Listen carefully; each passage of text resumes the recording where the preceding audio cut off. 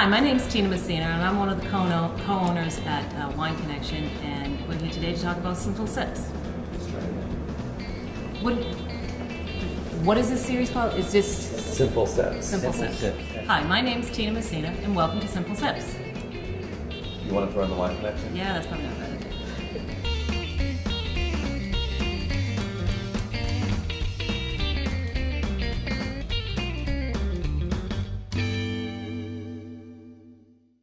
Hi, my name is Tina Messina, and I'm one of the co-owners at Wine Connection, and welcome to Simple Sips. Today we're here to talk about wine tastings, and today I have with me the other co-owner of Wine Connection, Sam Messina, and Richard Offrey from the Passionate Foodie. Richard, why don't you tell the folks out there a little bit about your background and where you came from? Okay, thanks, Tina. About 8 years ago, I started hanging with a new group of guys. Would meet once a week and drink wine. Most of them were beer and soda persons for the time. Mm-hmm. But I would bring different wines, and they really caught on. So everybody started bringing their own wine. And we decided that we would talk about those wines and do a little podcast online, a little blog. So I started a Passionate Foodie, and that's 6 years old today. And now I talk about food, wine, sake, and spirits. When you go into a wine tasting and you have all these wines in front of you, what's the plan? How do you go about tackling this wine tasting? Generally, I'll start with the white wines first. They're going to be the lightest, the more delicate ones. And the red wines, if you start drinking them first and then go to the white wines, your palate is going to be looking for big wines. So you're not going to appreciate the white wines as much. So I'll start with the white wines, in the rosés sometimes, go to a red wine, and then end with dessert wines. So you recommend that you start out on the lighter style wines, Yes. and then you would work your way out through the reds, and then this way here your palate will be able to accustom itself to getting to the Right. deeper, more bolder wines. Right. And if there's a person pouring there, you can still say, I'd just like to taste the whites first. Okay. And they'll do that for you. I mean, they're very accommodating. They're there to help you. Okay. If you have questions about, styles and stuff, ask them. They're the ones that are there to educate you.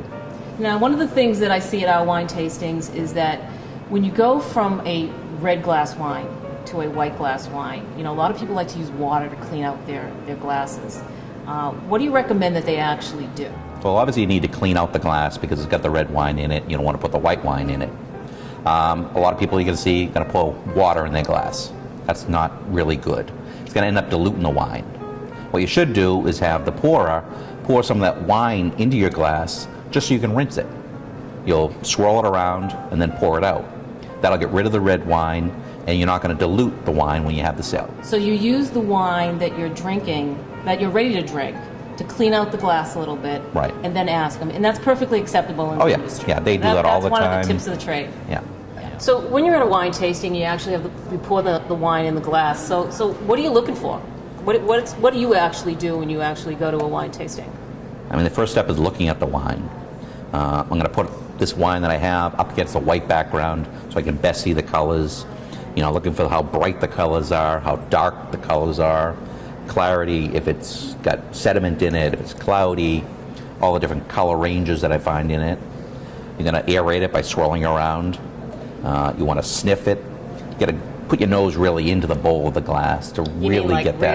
Really, don't really be sniff shy. Really Don't get be it shy. in there, and that's the whole Most point. of the real taste that you get from a wine actually comes from the aromas. Wow. So it's very important to smell it.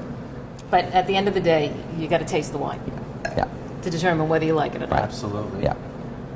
So Richard, thank you for joining us today. And if people want to know more about the Passionate Foodie, how do they get in touch with you? Well, thanks, Tina, for having me. To check out my Passionate Foodie blog, you should need to go to passionatefootie.blogspot.com. And that's our Simple Sips episode for today. If you'd like more information about the Wine Connection, you can visit us on wineconnection.com, and that's connection with an X.